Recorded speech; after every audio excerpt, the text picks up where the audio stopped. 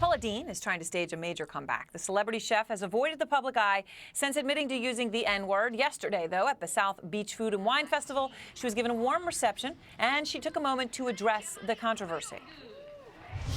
I have heard on more than one occasion, so that's why it's important to me to say this to y'all, that I never apologized. So if anybody did not hear me apologize, I want to apologize for those that did not hear me. I know. Adubato is a branding expert. Steve, can she pull this off? Well, first thing, Erin, is she never actually apologizes for what she did, what she said.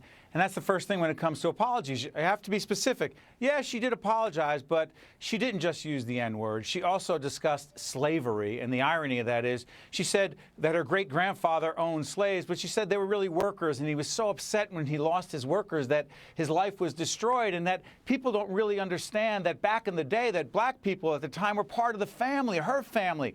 Listen, I think Paula Deen's probably a really nice person. But when she opens her mouth, Erin, and she talks about race and she talks about slavery, it's dangerous. And further on in that clip, and I don't know if you get a chance to show it, she also says she has a joke she wants to tell and then doesn't tell it. And let me tell you, the reason she doesn't tell jokes is because I don't know what's in Paula Deen's mind, but the jokes that she tells border on potentially racist and dangerous for most of us who think a certain way, which is that you don't insult people. I think Paula Deen's a nice person who's dangerous when she's unscripted. Let me play That's the problem. Let me play that where she said that so everyone could see the look on her face, because I think that goes a long way to showing what you're saying. Here she is. So good to be here.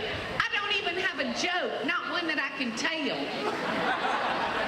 And I would so love to tell y'all my favorite one about a little boy. No. I'm familiar with your jokes. And that does sort of, yes. Listen, I don't know when she says about a little boy. Listen, and I'm not the most PC person in the world, but I'll tell you this, Erin. The reason the people around her are freaking out is because she's trying to rebuild her brand. She's trying to come back from the N-word. She's trying to come back from losing. Check this out. Sears, Kmart, Target, Home Depot, QVC, Walmart. You don't come back from that and say, hey, I got some joke for you. It's about a little boy. Because to a lot of people who know Paula Deen, they're worried about boy to her might mean potentially a little African-American kid that she just might mean boy. And by the way, the rest of you don't understand, because when I say boy, I don't mean anything bad. She may not. But to most people, Erin, that just is wrong. And I think that someone who grew up the way Paula Deen does or did just doesn't understand how that offends folks. And the people around her, Erin, I was watching that clip, they were yelling out, you don't have to apologize for anything. Rob, there's always Paula. people. Well, I'll tell you what, for loyal fans, the ones she has, maybe you don't. But for most folks, you do have to apologize. She wants to build a brand beyond that narrow niche audience. You do have to apologize because things that were said were so unbelievably offensive. All right. Well, Steve Adubato, thank you very much. And, of course, we want to remind you an international investment firm has put $75 million into Paula Deen's comeback.